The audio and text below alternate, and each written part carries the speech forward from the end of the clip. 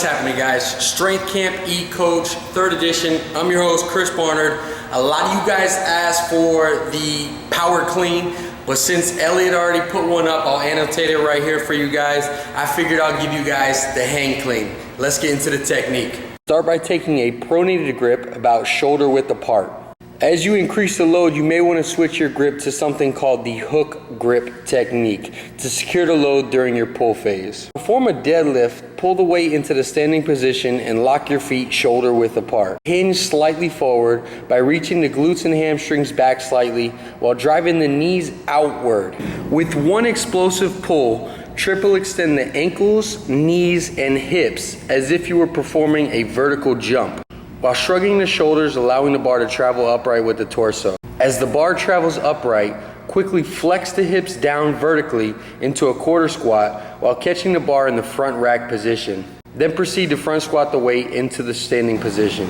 Now we can go over a lot of mistakes made in the front rack type position, but the biggest ones that I see is people trying to come straight back, trying to hold on to the bar right above their shoulders, or trying to come in. The purpose is to get this elbow up and in. So if you naturally focus on the elbow and not so much on the hand positioning, you'll see up and in is going to look like this with your hands outside, creating a more stable shoulder position. There's so many mistakes that could be made in this lift, but let's go over a few. First one could be pulling too much with the arms instead of actually utilizing the hips. Focus on turning the elbows out to counteract it. Next one could be utilizing the knees more than the hinge movement, so you're not actually putting it on the posterior chain, you're more focusing on the knee drive. The next one could be relaxing the shoulders during the pull. Make sure to retract the scapula. Last but not least could be catching of the toes.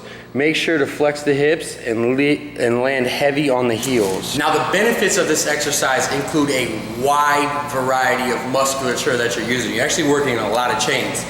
So just to go, instead of going over the actual muscles, let's just say for this purpose that you're working powerful hip extension and then quick hip flexion.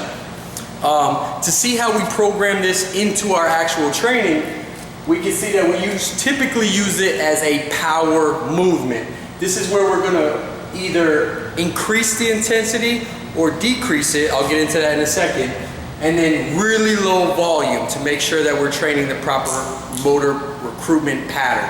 But to get back to this intensity, if we look at the force velocity curve, this is the type of exercise that we can really play with along this curve. So as you see at the top, we have strength, and then down here we have speed with power being in the middle.